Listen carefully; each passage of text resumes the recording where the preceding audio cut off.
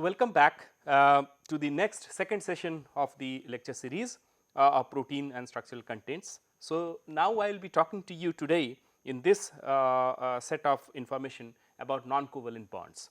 So, if you look at a system, then a chemical composition of any biological system mainly consists of these small molecules like the amino acids, nucleotides, sugars, macromolecules, DNA, RNA, proteins, etc. Whereas, if you look at the molecular biology, which is study of higher level of molecular organization or interaction between these various small as well as large or macromolecules. So, all kinds of interactions do happen inside the cell or any organism, and that is what the molecular biology essentially deals with. Now, if you look at the different kinds of bonds that are formed because of interactions, one is definitely covalent bond, which is the classical nature which you have probably learned, which happens because of sharing of electrons. So, if you look at these atoms, for example, hydrogen, carbon, nitrogen, phosphorus, sulfur and oxygen, all of them have certain number of electrons and they can form covalent bonds by sharing these electrons with others. These electrons remain within remain with the atoms in the form of these orbitals, that is the electrons are present in any one of these places. So, and the shape of the orbitals are defined by some alphabets like the S, P, D and F orbitals, and you must be aware of these things very much. So, if you look at how these sharing of electrons they happen, they readily form covalent bonds with other atoms, and they rarely exist in nature as isolated free entities. For example, hydrogen as such, carbon, nitrogen, etc., does not remain. Well, carbon do remain, but then in different forms. So, carbon has 4 electrons. So, it completes its octet, as you know very well, and they form by complying with the octet rule, they form 4 covalent bonds. Nitrogen also can form 4 covalent bonds, and there is one pair of electron which we call as the lone pair that does not gets involved in covalent bond formation. And in ammonium, for example, nitrogen forms 4 covalent bond. Phosphorus can also form 5 covalent bonds, for example, in H3PO4. So, this is how it can form the 5 covalent bonds. So, these covalent bonds are very stable, and the energies required to break or rearrange them are much higher than the thermal energy available at room temperature. So, this covalent bond, even if you heat it, let us say at 100 degree, it is very difficult to break these, because the energy of these covalent bonds are very high. However, for if you just look at the different types of covalent bonds and what are their bond energies. So, these are the different types of covalent bonds. So, for example, C can bond with nitrogen with 3 covalent bonds.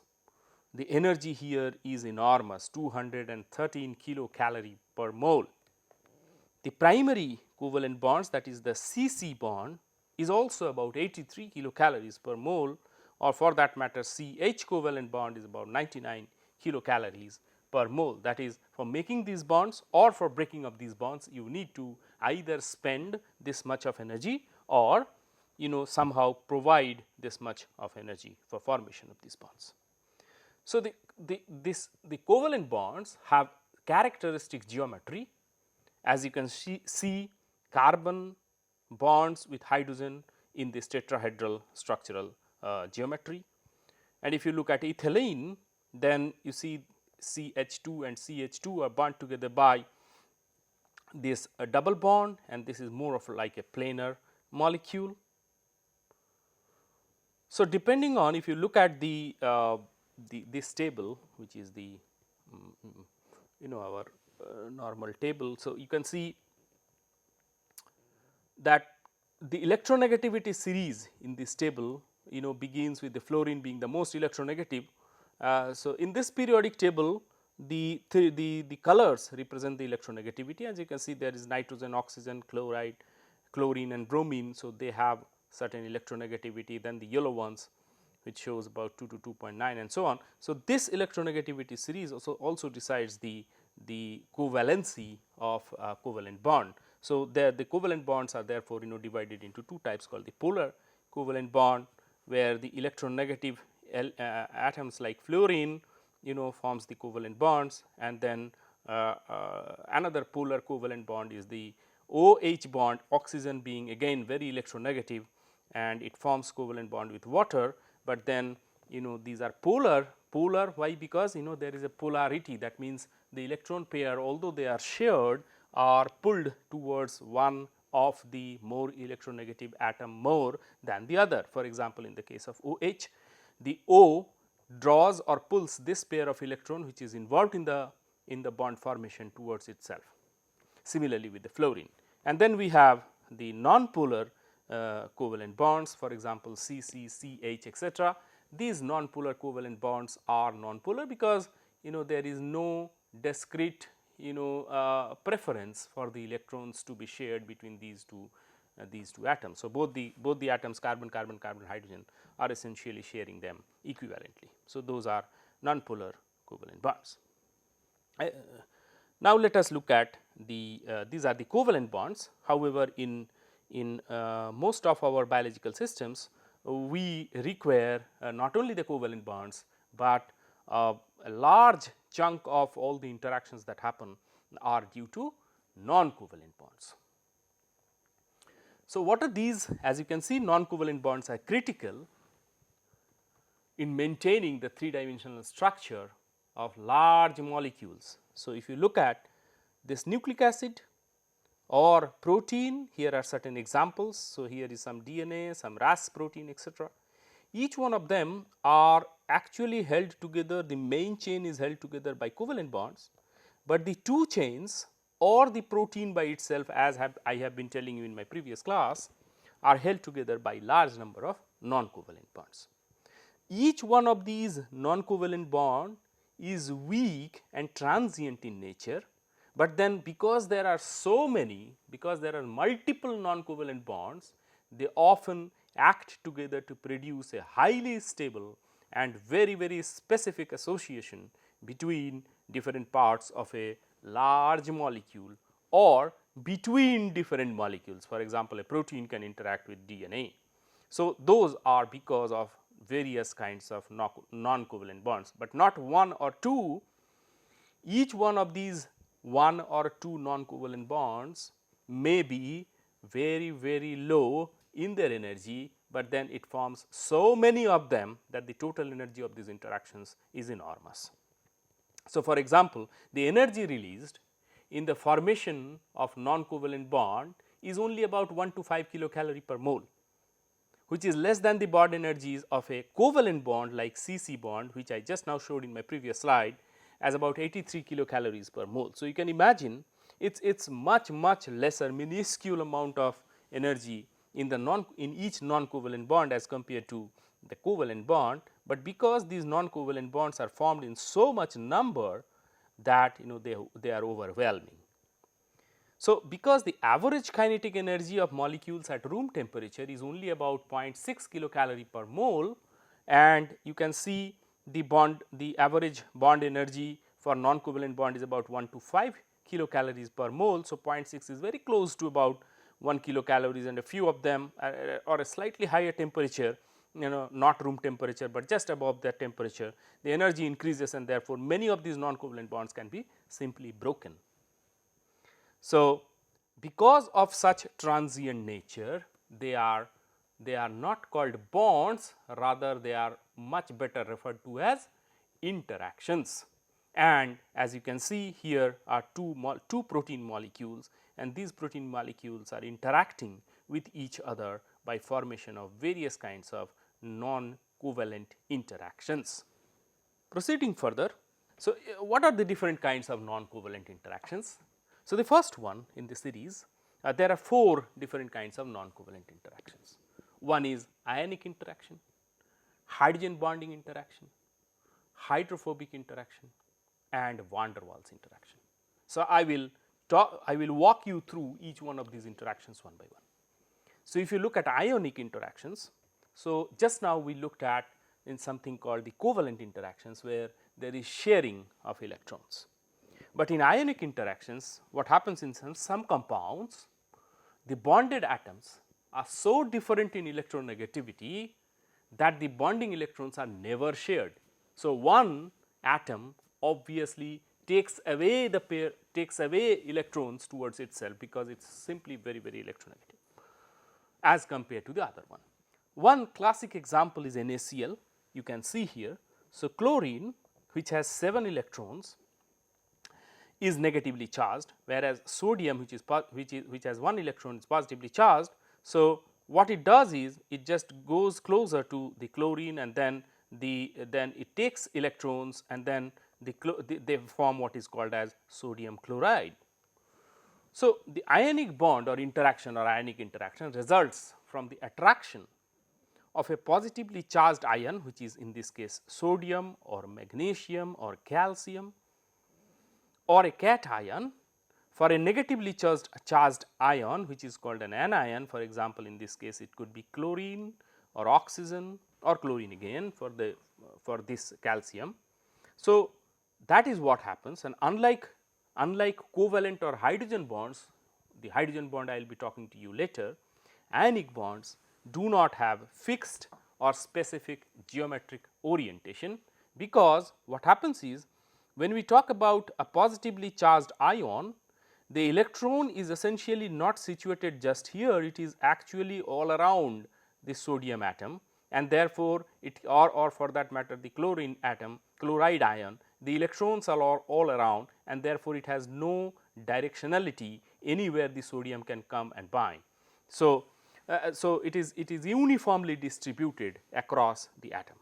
Now, once they have formed these kind of non-covalent or ionic interactions, then what they do is they actually pack themselves into crystals. So, crystals of salt such as NaCl do have very regular structures, because that is energetically most favorable way of packing.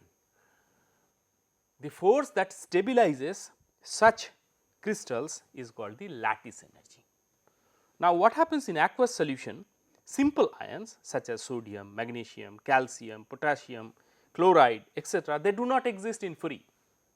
They are always, because of the charged entities, surrounded by water molecule, and whenever they have to interact with any other, for example, sodium have to interact with chloride, the sodium ions need to shed off the water molecule surrounding it, and then it can interact with the chloride. So, if you look at the characteristics of these ionic interactions, so most ionic compounds are quite soluble in water, because as I said, a large amount of energy is released when ions tightly bind water molecule. This is known as energy of hydration. So, if you look at these two atoms, so chloride is surrounded by water, sodium is surrounded by water, but then when they interact with each other, the hydration shell is released, they form a strong ionic interaction.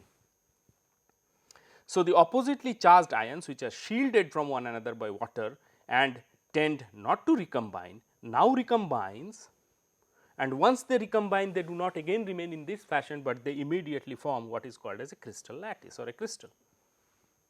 And once they crystallize, because this is the most energetically favorable state, they would like to remain in this fashion. However, if you put water in here, these crystals will immediately dissolve, because the forces of interaction of water molecule to individual ions is much stronger than the forces of interaction between one positively charged ion and another negatively charged ion. So, interaction between this and that, which resulted in the formation of this crystal, is lesser than the interaction between this and water molecule, and as a result of which, as soon as you add water to the lattice, immediately this crystal lattice dissolves.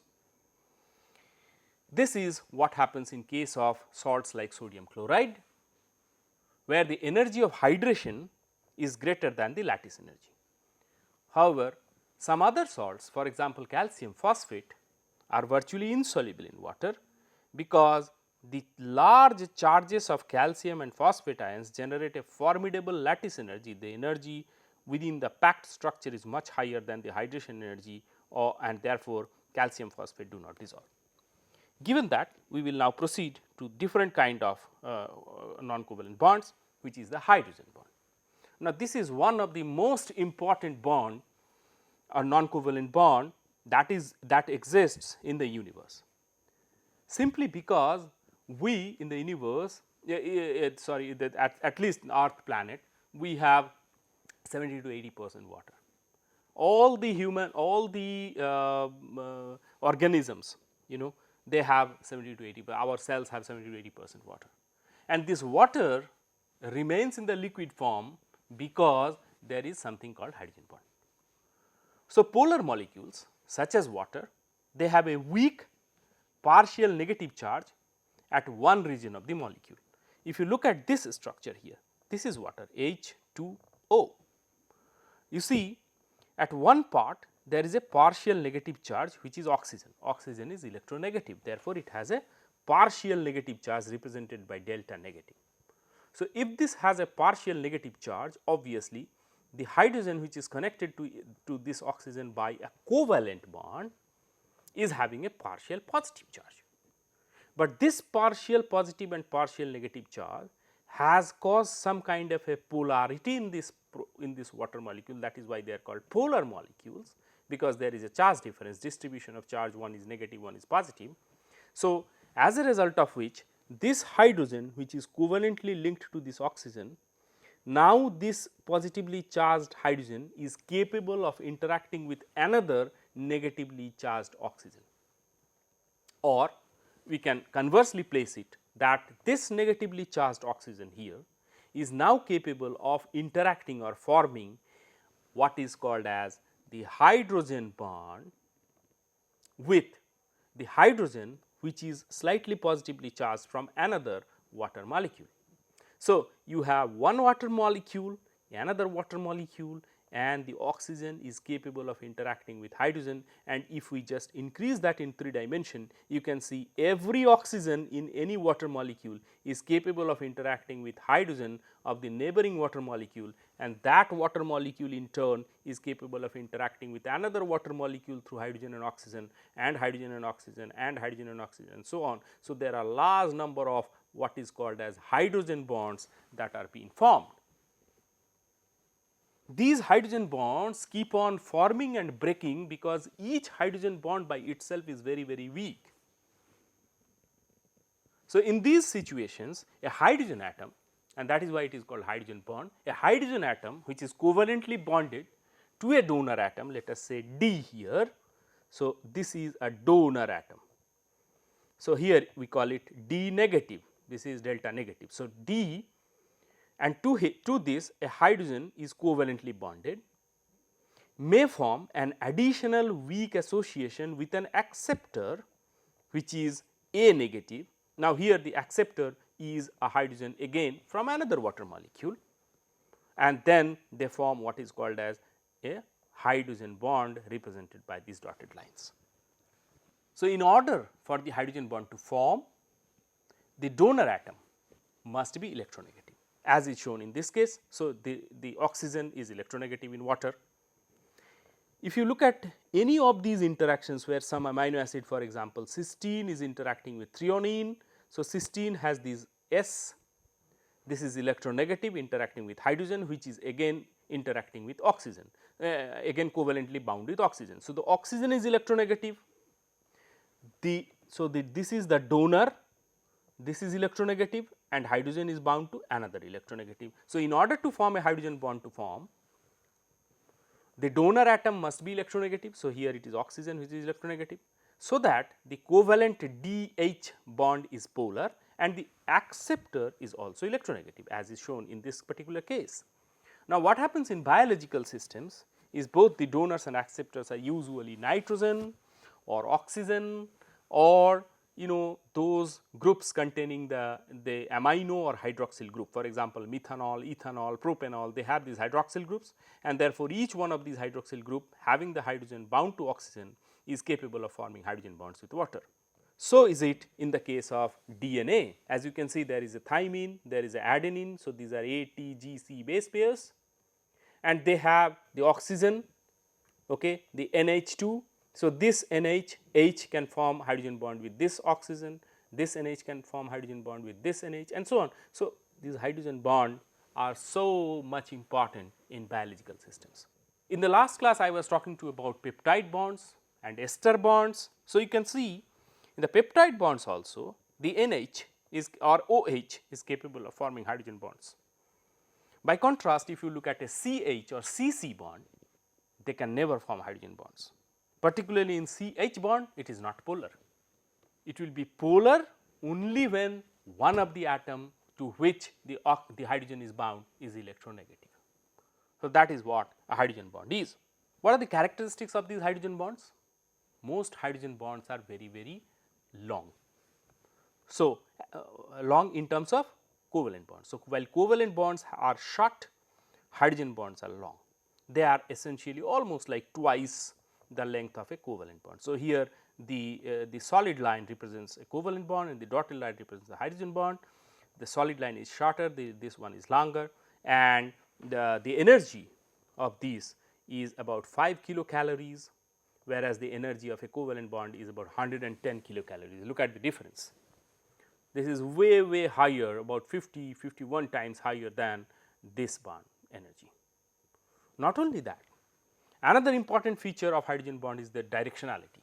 So, when I say hydrogen bond energies varies from 3 to 5 kilocalories or 3 to 8 kilocalories, what it means is when the hydrogen bond is formed in a linear fashion, that means this ROH or HOH, whatever you consider the water molecule, and the next electronegative atom to which the hydrogen is attached forming this hydrogen bond are collinear, that is in the same line, then they form a strong hydrogen bond.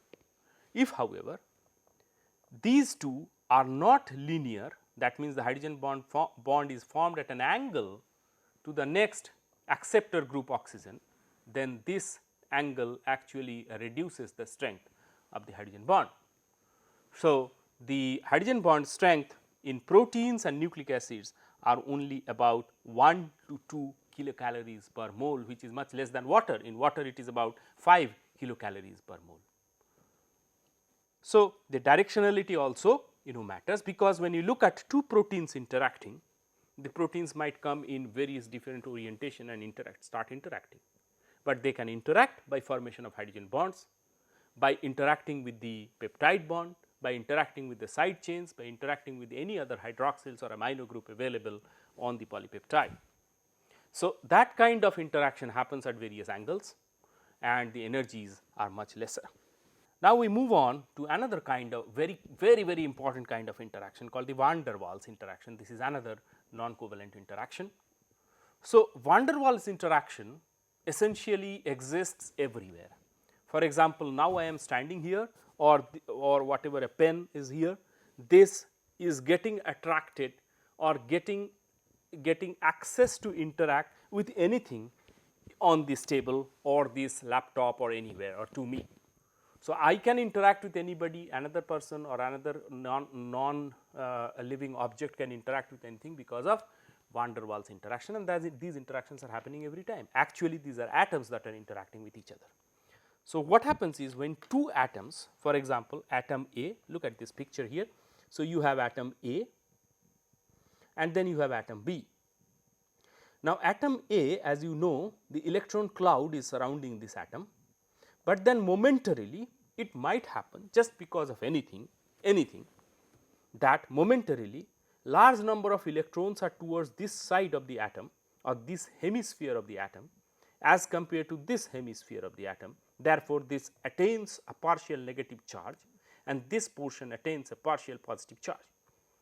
Now, let us assume that at such an instance where this portion of the atom is highly electronegative or polar, negatively polarized, and this portion is positively polarized, has come in close proximity to another atom called B. So, you have a polarized atom and it has come in close proximity with B, it will influence an instantaneous dipole to be created on B, because there is less number of electrons, therefore, the B will be pushed in such a fashion that more and more electrons will come in close proximity to this side, because this is positively charged. So, they will come and start creating a negative charge as is shown in this figure. So, you have a partial hemisphere of negatively charged electrons, and here also the partial, because this has come in close proximity, or this is positively charged, this is negatively charged. So, they would like to attract each other. So, these kinds of interaction by influence of each other, as a result of which there is a dipole interaction and they try to come closer to each other, is called the van der Waals interaction. And as I said, these are non-specific, because I can get interacted with the table, I am actually getting interacted with the table, this pen is getting interacted with the laptop, anything is interacting with anything else, because this essentially consists of the atoms, and each atom under the influence of something else, or even the atoms that are the ions, or the atoms that are floating in air, are interacting with each other through these van der Waals interactions. So, these are very non-specific, anything can interact with anything else, and they are momentary and they just keep on transferring. So, if two non-covalently bonded atoms are close enough together, the transient dipole in one atom will perturb the electric cloud of the other, or the electron cloud of the other, and this perturbation generates a transient dipole in the second atom, and that two dipoles will attract each other weakly, and this weak interaction is called the van der Waals interaction. So, the strength of this van der Waals interaction decreases rapidly with increasing distance. So, until unless these two atoms that I have just now shown comes in close proximity with each other, this atom cannot influence this atom. So, as you increase the distance between these atoms, the van der Waals interaction forces decreases rapidly. So, these non-covalent interactions can only form when the two atoms are quite close to one another. But imagine the atoms have come close to each other, the one atom electron cloud has influenced the other atom, and therefore, there is a negative charge, there is a positive charge, they try to attract and they form some kind of interaction. But if you keep on pushing this atom harder and harder against the other atom, as is shown in this figure, so if you keep on decreasing the distance between these two atoms, the blue and the red, then at a time it will happen so that this negative charge of this atom, this negative charge of this atom will start actually reacting or interacting almost or hitting almost the nucleus of the next atom. If that happens, then all of a sudden this van der Waals interaction will be broken, and these two cells will be repelled, these two atoms will be repelled, because they have approached too close to each other. So, there has to be certain distance between these two atoms to form any kind of van der Waals interaction, and that is what is called as van der Waals radius. So, what is the distance that is required for the formation of these non-covalent bonds? That is called the van der Waals radius, and this van der Waals radius is more or less the distance between the outermost electron and the center or the nucleus of the atom. So, when the van der Waals attraction between two atoms exactly balances the repulsion between these two atoms or the electron clouds, the atoms are said to be in van der Waals contact distance. What are the properties? So, for a van der Waals interaction to happen, the internuclear distance is approximately the sum of the corresponding radii of the two participating atoms, as is shown in this. The energy of van der Waals interaction is about 1 kilocalorie per mole, which is again equivalent to the energy that is formed in hydrogen bonds due to hydrogen bonds between two interacting macromolecules like proteins, and it is only slightly higher than the average thermal energy of molecules at 25 degrees centigrade, which is about 0.6 kilocalories per mole.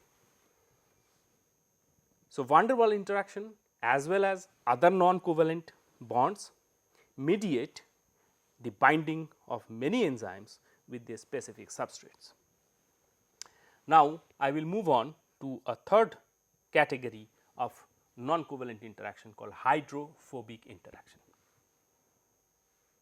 So, I just now told you so much about something called polarity, polar molecule and so on and so forth. Essentially, polarity or polar molecule is to deal with the charge. So, whenever there is a charge disbalance, one part of a molecule is more charged, negatively charged or positively charged, in whichever form you can think of, then that molecule is called polar. So, if there is a polar molecule, then whatever be the charge, that is capable of interacting with an opposite charge. So, if one part of me is more negative, then this portion is capable of interacting with a more positively charged component. If this portion is more positive, then this is capable of interacting with a more negatively charged component. Therefore, if I am polar, I am capable of interacting heavily with the oppositely charged component. But if I am non-polar, that means there is no difference in the charge component between my sides, and I am as a complete system, I have no distribution of these components, then it becomes non-polar. And non-polar molecules do not contain ions, they possess a dipole moment or become hydrated, because such molecules are insoluble in most of the insoluble in water. When they become insoluble in water, that is where we start calling them hydrophobic. Hydro means water, phobic means you have phobia or you have fear to water. So, you become fearful to water. So, non-polar molecules, because they are non-polar, they are no charge distribution, they cannot interact with water, they cannot become soluble in water, therefore, they are called hydrophobic molecules or non-polar molecules. So, these two terms are very interchangeably used. You got to familiarize yourself by saying non-polar molecules is equivalent to hydrophobic molecules. Hydrophobic and non-polar, they are essentially the same. Contrary, when you say hydrophilic, it is polar. So, hydrophilic, philia means attraction.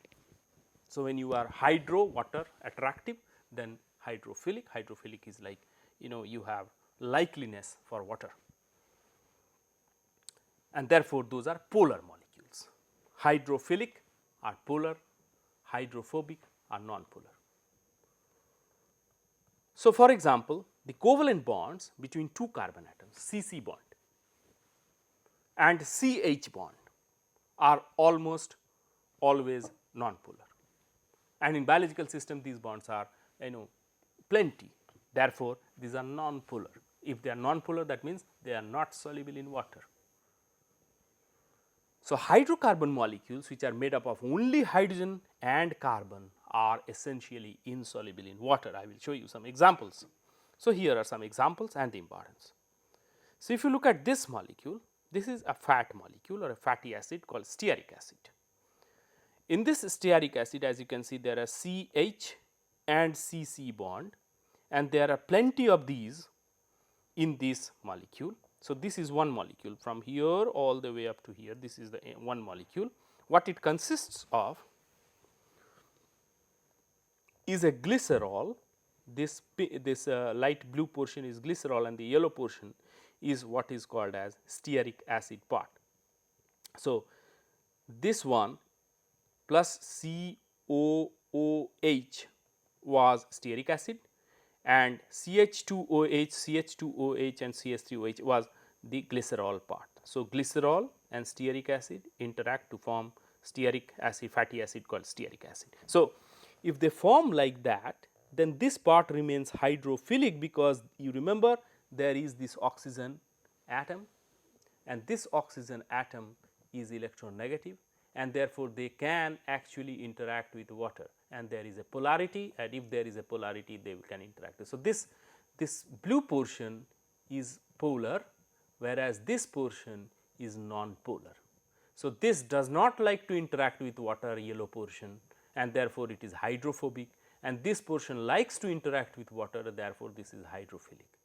If you have such kind of molecules which is hydrophilic some part and hydrophobic in another part, then this can interact with water, this do not like to interact with water, and if you just place this as a head group with a ball, replace that with a ball or a circle or a sphere like this, and these yellow portions are centered at the center like this, then you can imagine that each one of these threads are one of these chains. So, you can have 2 or 3 threads, and then you can actually form 2 layers, which is what the biological surfaces are. So, all the cells have a bilayer membrane, which is essentially representing this same thing, that is, you have a hydrophilic part which is towards the outside, you have a hydrophilic part towards the inside of the cell, but in the center you have this lipidic layer which is hydrophobic in nature. And when this forms a circle or form a sphere like this is what a cell is, you know. So, these are the membranes. So, these components are always there. As soon as you add water to these kind of amphipathic molecules, where you have both hydrophilic and hydrophobic components, these are called amphipathic molecules. You know, you remember what is amphibian, you know, the frog which can live in water as well as on the surface. So, these are amphipathic molecules similar to that. So, as soon as you add water to these amphipathic molecules, the hydrophilic portions will try to interact with water, whereas the hydrophobic portion, that is these yellow parts, will try to hide away from water and sequester themselves toward the center. No, I do not want to interact with water, and that is what results in the formation of the covering of the cell or the cell by itself. So, you know, when any interaction happens, as I told you right at the beginning, for example, you have one protein here interacting with another protein here. These interactions can happen because of all the 4 different kinds of non-covalent forces or interactions that I just now told you. For example, here you have hydrogen bond formation or some ionic bond formation or hydrophobic interactions or van der Waals interactions or ionic bond formation. So, there are large number of, you know, bonds that are formed between one protein molecule to another protein molecule. Each one of these bonds by itself are very, very weak and feeble in nature, but because there are so many of them that are formed, that is a result why, you know, 2 molecules can interact. So, with that, I sincerely acknowledge the sources of all the information, whether pictorial or any other form, for representation in this lecture series, and I thank particularly this molecular biology book, chapter 2, and I thank you all for your attention. Thank you very much.